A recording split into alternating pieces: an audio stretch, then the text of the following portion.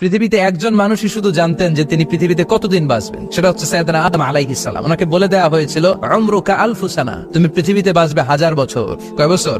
সাইয়েদনা আদমের সামনে অনেকগুলো রূহ রাখা হলো। সাইয়েদনা আদম বললেন, এরা কারা? আল্লাহ বললেন, এরা হচ্ছে নাসালুক, তোমার বংশধর, পৃথিবীতে তোমার পরে এরা পৃথিবীতে আসবে। সাইয়েদনা আদম বললেন, আল্লাহ ওই যে একটা রূহ দেখা যায়, এটার নাম কি?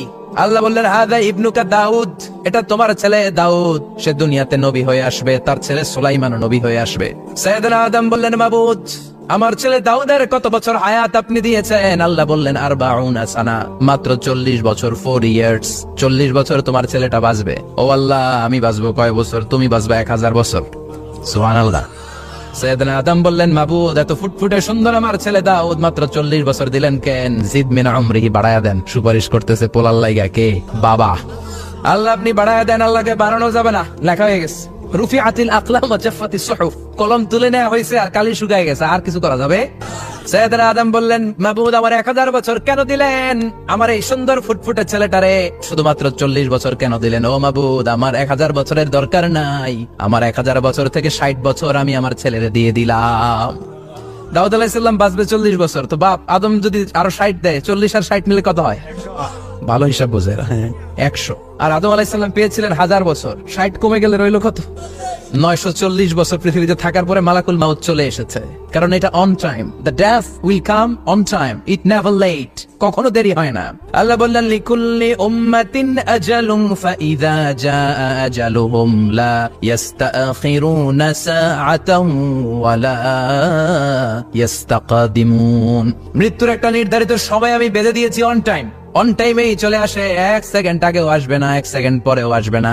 940 বছর বয়সে মালাকুল মাউত এসে হাজির, এসে বলল, জিতু আন আকবাদা রূহাক, রূহ কবজ করতে আসছি। আদম আলাইহিস সালাম বললেন, রূহ কবজ করতে আসছো মানে? আমি বাঁচবো 1000 বছর। কয় বছর?